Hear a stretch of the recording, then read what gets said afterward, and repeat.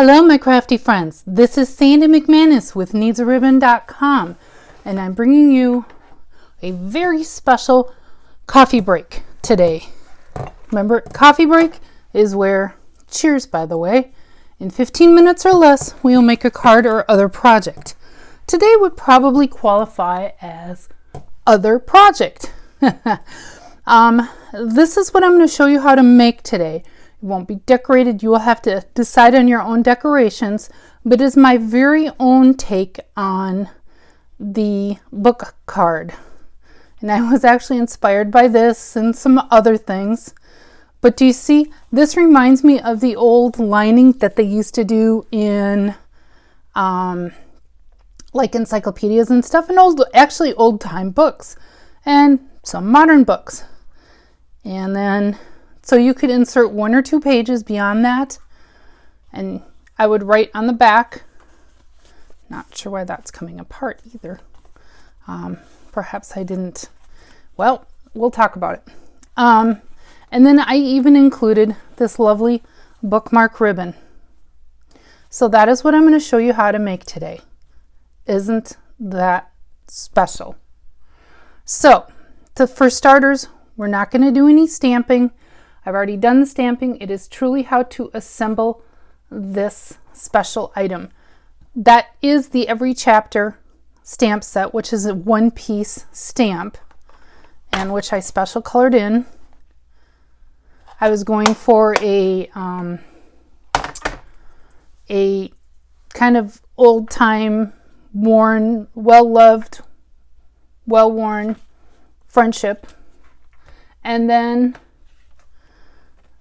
but this one will use slightly different supplies because I'm out of this paper for one. So let's get started. So to begin with, you need to cut a sheet of cardstock to 5.5 by 9.5. I'm using black for this. You certainly can use whatever you want. I'm trying to keep my really badly chicken scratched instructions off to the side. Like my other coffee break videos, the recipe for this project will be at the end. So we need to cut it to 5.5 by 9.5, and then we're going to score at I have to read this from very far away. 1.5. Is that right? No, I'm sorry. 1/2. Wow. Yeah, I didn't mess up. I just said the wrong thing. Again, the recipe will be at the end. So we need to score it 1/2, then 4, yes, and then I'm all turned around. Wow, I'm not going to start over either. At 4, and at 4 3/4, and I'm going to have to move up here for my measurements, and then 4 3/4, 5.5. Yep, 5.5.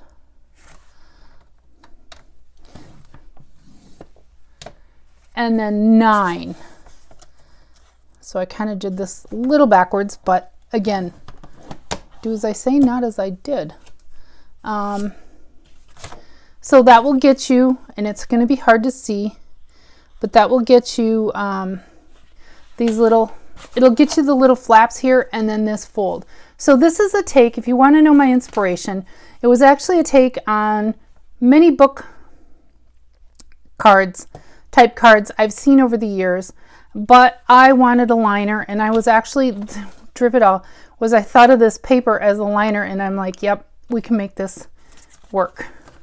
So I don't know if anyone else has done a book card quite like this, but variations on a theme.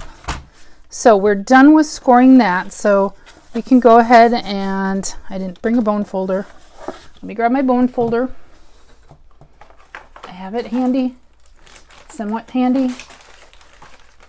Somewhat handy. Hold please. Maybe I can feel it. Well, if you've watched my other coffee break videos, because I usually forget it, it's nearby, is I use this. So we're going to want to fold those in because we're going to count this as our inside, and we're going to want to fold it in half. There's a score mark right there. So we want to make sure that's nice and creased. And then we're going to want to make sure those are burnished out. Mountain Valley, Mountain Valley. That sounds like a song. So it's scored and cut, it's going to look like that. Or like that. However you want to look at it. Really funky M or really funky W. Next, we need to make our liner. Now for the liner, we cut our paper. I'm using this paper. And this is gorgeous as it is. I want this on the inside because it reminds me, again, a lot of what you see on the lining of books. So we're going to cut this piece to just under 5.5 by 8. And then you're going to score it at the 4-inch mark. And again, all these measurements will be at the end. So we're going to want to score that at the 4-inch mark. I've already done it, but just to show you. And we're going to want to make sure, we'll have to use our special burnishing tool again. It works and it doesn't leave marks. So we're going to want that. And the reason I want a slightly less than 5.5 is I like the finished look of just a tiny bit of the black showing. So whatever you consider slightly less. Some may say 1/8, some may say 1/16, a smidge, whatever your terminology is. So the next thing we need to do is we need our book pages. And those get cut to 5.1/8. Because in a normal book, your pages are slightly smaller than the binding, aren't they? So about 5.1/8.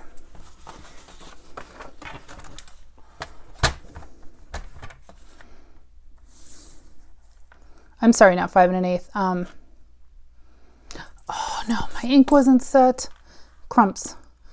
5 3/8. So we want that slightly smaller, not 5.1/8, 5 3/8 by, and I've already trimmed this, but you want it to like 4.1/8. And then you're going to score it at about 3/4.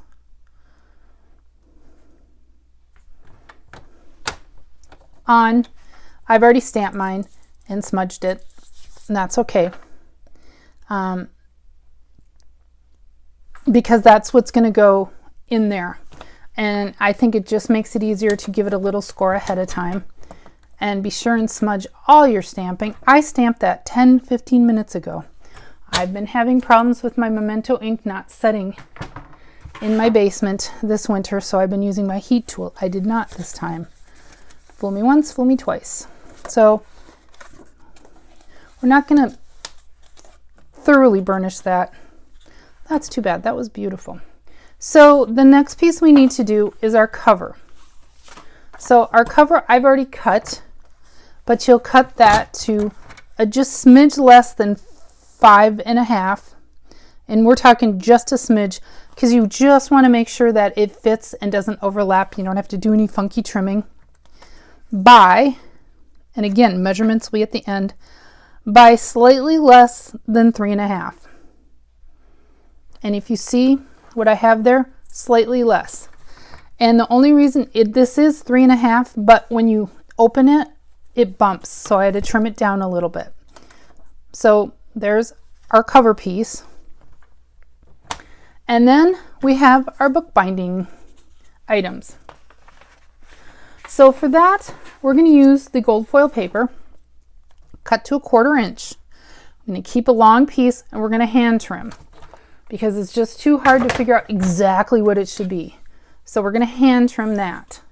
And for our adhesive we'll need the green glue, the Tombow multi-purpose glue, and we'll need tear and tape. That's really all you need for the basic card. Any decorations and stuff, this thing has about 50 dimensionals on it, so it's not going anywhere and it's not crushing in. And then I chose this beautiful gold shimmery ribbon to use as our the bookmark, the built-in bookmark. Okay, but again, supplies will be at the end. So I think it's time to start assembling our card, as nerve-wracking as this is for me, because this is like one of the biggest projects I've done in a long time. So we've gone over the cutting, stamping. By the way, when you go to make this piece, I would score it before you stamp it, just because that way you know where that cutoff mark is. I mean, if it goes in the middle, that's fine, but you want to make sure you're not missing any images you want to show in that window. So score first before you start stamping. That's one piece of advice I have. So the first thing we're going to do, put away a lot of this stuff. It's just, we build from the inside out. And yes, it hurts me as much as it hurts you to hide that beautiful foil paper, but I still have some more to do something fun with. So we're going to do this with green glue. And one thing that I did before when I made it is I'm not scoring, but I am virtual scoring. We're not going to use our score tool. We're going to score this way on our liner piece. And it'll eventually, that way it just flows better with the book. And we're calling this a book, not a card, even though it's a card. It's a card in a book. In a book, in a card, in a card, in a book. And yep, I'm happy with that, and hopefully you are too. And again, when you get to the end of the recipe, be sure and pause the video to write down all the stuff.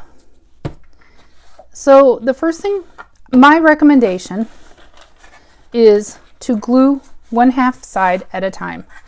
And yes, it's going to slide all over the place with this foil, but the reason we want glue and not tear and tape for this, you can add tear and tape, but the problem is that you want to make sure this slides into place. So we're going to do 1/2. I like that positioning. I like how this is looking. See that? Just a little bit of the black. Roll that down flat. And then we're going to bring it up and make sure it follows our score. Just like that. And then make sure that that foil paper stays where it should, because that stuff's slippery. So, yep, just like that. And you see why I cut it to 8 now? Because that gives us a 1/4 inch on each side, but these flaps are 1/2 inch, so they'll cover any gaps, or if things shift or whatever. It allows us a little flexibility. Kind of like what you do when you're doing actual construction. You allow some pieces. Look at that. It's hard to see the glue on that. And I am honestly not sure at this point if this video will be more than 15 minutes, but trust me, it's worth it. It's going to be so worth it if you try this. I had tears when I finished this. Again, I have not had this much joy, and I've had a lot of joy crafting lately, but with a project of this magnitude in a long time. And as far as I know, it's my idea. It's based on a lot of ideas, but see? Okay, so the next thing we want to do is glue our flaps down. Actually, I did this the first time, the only time. I used glue, and I really want tear and tape for this because there's so much friction there that even with thoroughly creasing it, they still want to pop up. So you want to make sure you know where the end of your tear and tape is. Look at that. Goofy. So yeah, get your tear and tape on there.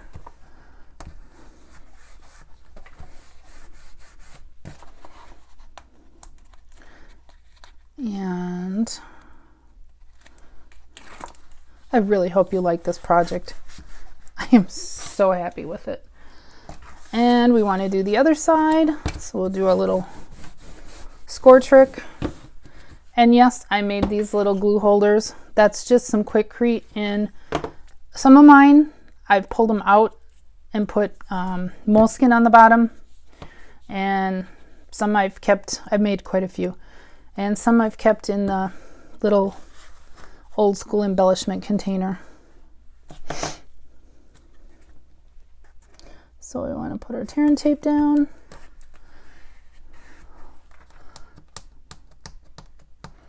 Get that up.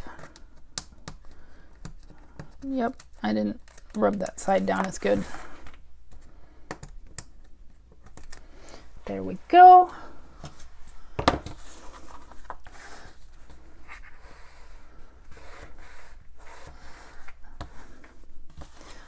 So the next thing we want to do is put our binding on. Is that right? Yes, that's good.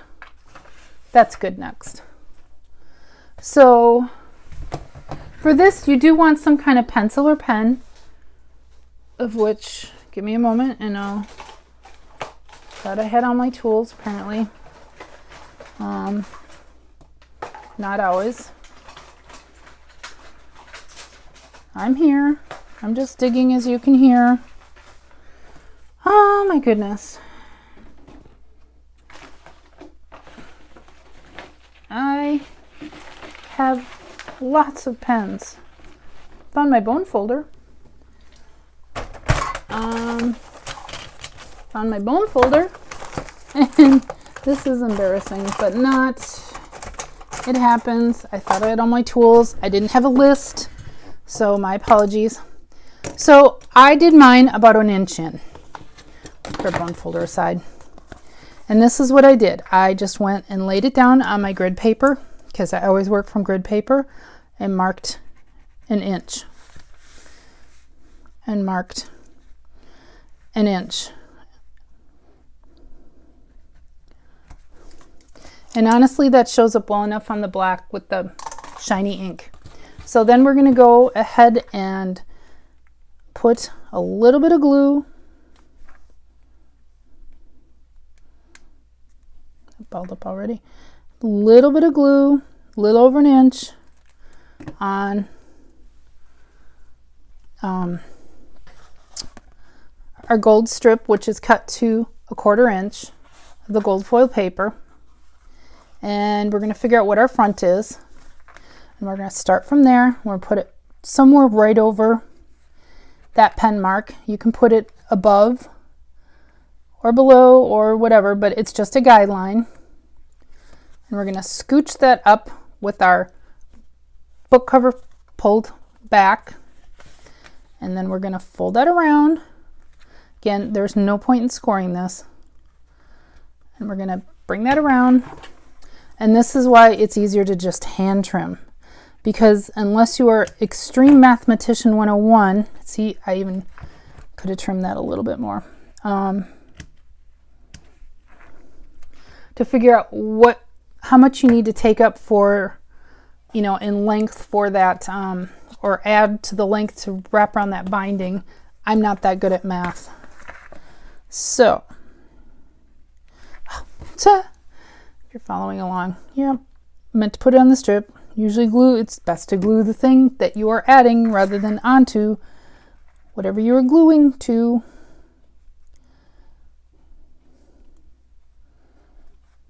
So I'm going to open that back up. And then we're going to lay it flat. Make that nice and even. Wrap that around. Just like that. Now, isn't that a nice finish on that book? This time, I think I'm going to lay my scissors right in that score track. Yep, that worked out really good. So that's a tip. Lay your scissor blade right in that score track. So now we have that. It's going to get covered up anyway. At this point, it's still, you know, unless you had some directional paper in here, it's still top and bottom. Doesn't really matter. But I think the next step we are going to do is finish our inside. So I'd already stamped and smeared mine. It happens. And that's okay. I might be able to neaten that up. If not, I can always re-stamp it and glue it on separately. So my recommendation is to put a lot of tape because there's a lot of friction on there. So put tape one side, put your tape down almost to the bottom of the binding, and let's actually add another. Oh, and I forgot already. Again, not having any firm plans, I'm going to go ahead and just trim a hunk of this shimmer ribbon off because we need to add that right now. And that's okay. This is not my most polished video. Really, that's okay. This is a very special project, not your everyday card. Look at that. It's going to be so pretty. So we're going to want to peel back. Just go ahead and take that off. And make sure you hold this back so you don't want that accidentally sticking. Hopefully I'm not off camera there. You don't want that accidentally sticking to the book cover. And now we're going to add just a tiny piece in there. I just want to make sure it's secure for our bookmark or the ribbon. And because I needs a ribbon, it had to have a ribbon somewhere. Now I figured I made it work. I found a place to put a ribbon. So we're going to go ahead and put that about in the center of our binding valley. And now we're going to make sure, darn sure, that this is centered where we like it before we stick it down. So maybe play with it on the non-tape side. And if you can see, I have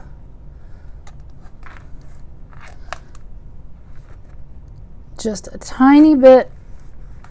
It goes just a tiny bit in from our book liner, like a real book would.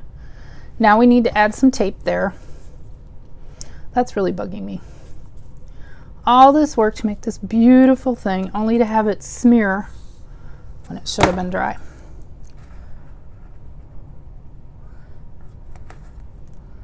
And if you're going to mail this in the US, actually wherever you mail, it probably is going to be more than your standard first class because of all the tape, all the layers. It's likely to be a little heavier. So we want to go ahead and we're almost done now. Isn't that beautiful? Except for my smudgy. Isn't that just beautiful? Uh-oh. It shifted. Ah. You know what? We can trim that. Guess what, folks? We can actually trim that, and I'm going to do that. It shifted on me ever so slightly, and that's okay. We can make that work. We're going to make it ever so slight trim.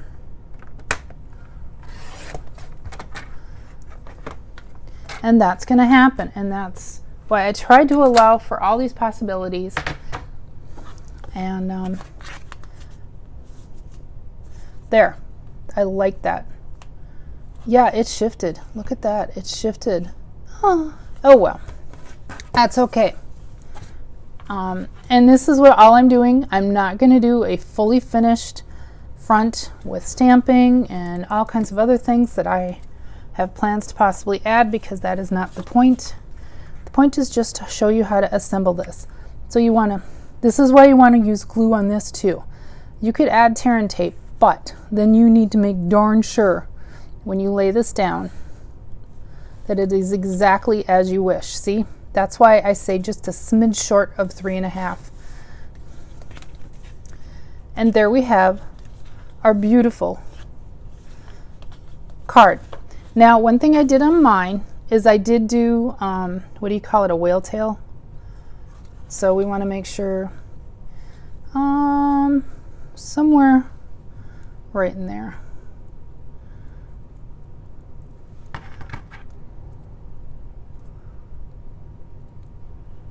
I'm going to get my finger. Nope, it's a little off. That's okay, we can fix that later. But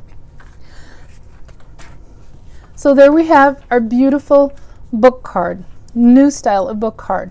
Isn't that just beautiful? I actually like that.